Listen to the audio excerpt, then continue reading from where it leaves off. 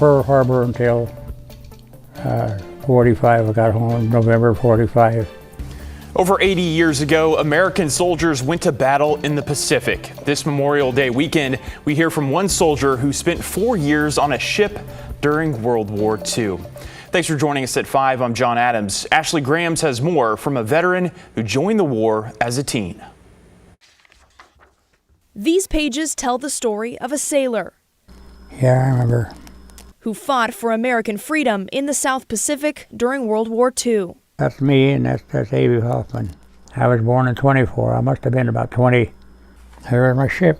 You heard that right. Andrew Naylor was born in 1924. This May, he celebrated his 100th birthday. I've been very blessed. I've been very blessed.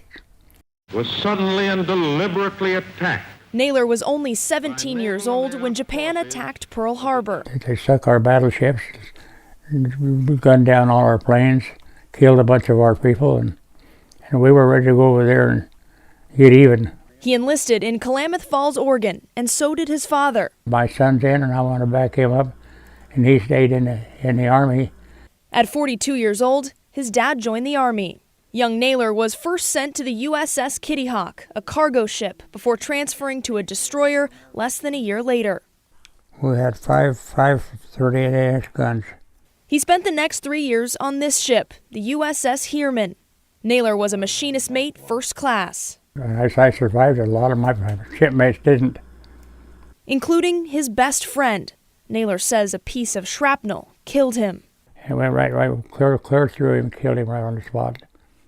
And then there were 7 other guys who were killed at the same way on my ship. He was almost at every major conflict they had in the South Pacific. Mark began researching his father's naval career in the Battle of Leyte Gulf about a decade ago, learning just how hard he fought. Can you imagine at the age of 17 being on a warship, fighting for your life and for your country, and doing it with purpose? For nearly 4 years, Naylor was in the heat of battle, fighting for the country he loved and the sailors by his side. I was one of the lucky ones that made it. I don't think I'm a good enough guy to really be worthy of it, but I'm thankful. What an incredible man. Well, Andrew is enjoying his 100th year of life out in Boring, Oregon. His children are continuing to document his life, working to pass down his legacy to the next generation. For KGW News, I'm Ashley Grams. Thank you, Ashley. What an incredible story.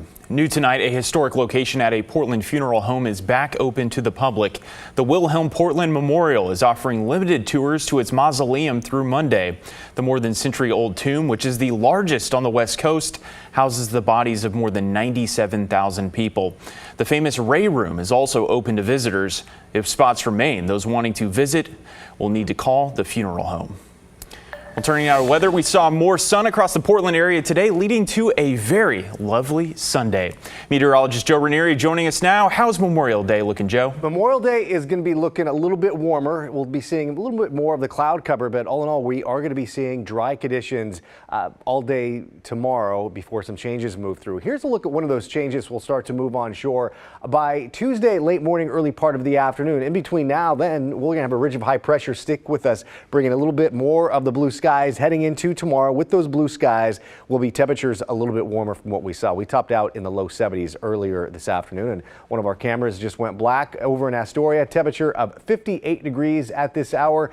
On the weather headlines, doesn't quite want to work. There we go. Memorial Day, again, John, is going to be a little bit warmer. I'm expecting to see highs in the mid to the upper 70s. Again, showers return into the forecast by Tuesday, by the end of your morning commute, but I think by midday we'll start to see some of those showers increase. Warmer and drier later this week, and temperatures will gradually be warming up in the mid to the upper 70s by week's end. And for your Memorial Day forecast, throughout the morning hours, temperatures in the mid 50s. By lunchtime, 67 degrees. And again, heading into the afternoon, we'll be seeing temperatures anywhere from the low to the mid 70s. So a little bit warmer, but again, we will be seeing some changes by Tuesday with some cooler conditions. I'll talk more about that and how much rain is in the forecast heading into the last couple of days of May in just a few minutes from now.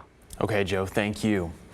New tonight, one person is dead and another in critical condition after a crash on I-5 in Washington. Clark Cowlitz Fire Rescue says it happened around 10 Friday night. in the northbound lanes near milepost 17. Crews were on scene of a crash when another car came up from behind and crashed into a fire truck. It missed 2 firefighters, but the car hit 2 bystanders who were helping with the crash. One died at the scene. The other was taken to a Vancouver hospital. Oregon's craft beer community is mourning an influential figure behind the movement. One of the co-founders of the Oregon Brewers Festival, Art Lawrence, died this morning at the age of 80. Lawrence also co-founded Portland Brewing Company and Cascade Brewing. In a post announcing his death, Oregon Brewers Festival says you can honor his legacy by gathering your friends and raising a pint in his name. We're still trying to learn more about the search for a suspect who shot a 16-year-old Saturday afternoon at a car show in Gresham. It happened near the intersection of Northwest Fairview and Burnside. We spoke to one witness who says her husband went to help the victim after hearing the shots.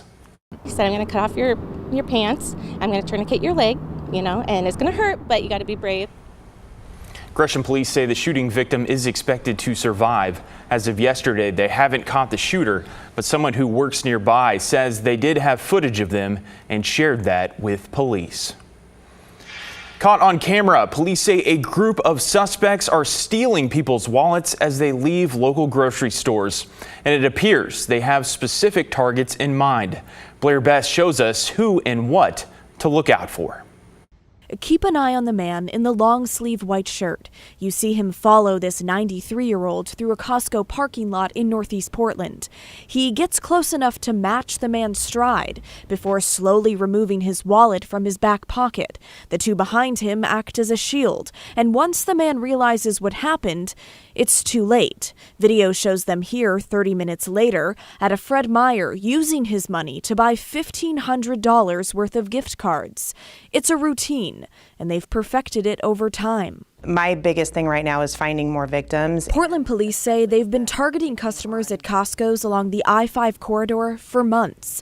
This is Jordan Zeitz, the lead detective on this case. It's amazing, but unfortunately nobody's caught them yet. So it keeps compounding, and I think they get more and more brave because nobody's stopped them yet. Police say it appears they're targeting older and more vulnerable people. And thinking that you get to be a certain age and you're a target, which we are. Jana and her husband often go to the Costco in the video.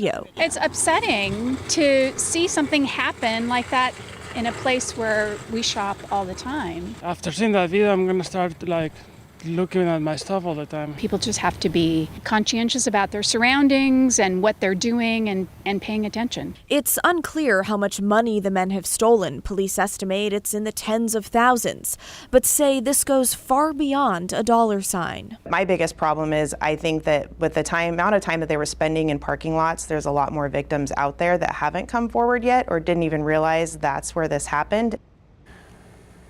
Authorities say this same group is apparently targeting people as far north as Seattle. If you have any information, call police. We have an alert for those on the Oregon coast. The Department of Agriculture plus the Department of Fish and Wildlife are now shutting down mussel harvesting across the entire North Coast. This extends from Seal Rock State Park to the Washington border. The department says it's due to reported illnesses consisted with paralytic shellfish poisoning. Harvesting remains open south of Seal Rock. The Department of Agriculture will test for shellfish toxin twice per month. Mussels will need to test below the closure limit twice in a row before state officials can reopen the coast for harvesting. The second day of the Multnomah County Fair is taking place at Oaks Park this afternoon. Today marked La Familia Day. Entry into the park is free, and there are some free rides available as well. Kids also enjoyed the petting zoo, which featured a wide range of animals. I'm here so that people who live in the city, they can come and see the goats and all the other animals. So we bring animals here like chickens, bunnies, goats. The Multnomah County Fair has been in existence since 1906. The fair will be open until 7 p.m. tonight. It will also be open from noon to 7 p.m. on Memorial Day. A reminder for commuters who take public transportation. On Monday, TriMet is running all buses and MAX trains on their Sunday schedules because of Memorial Day.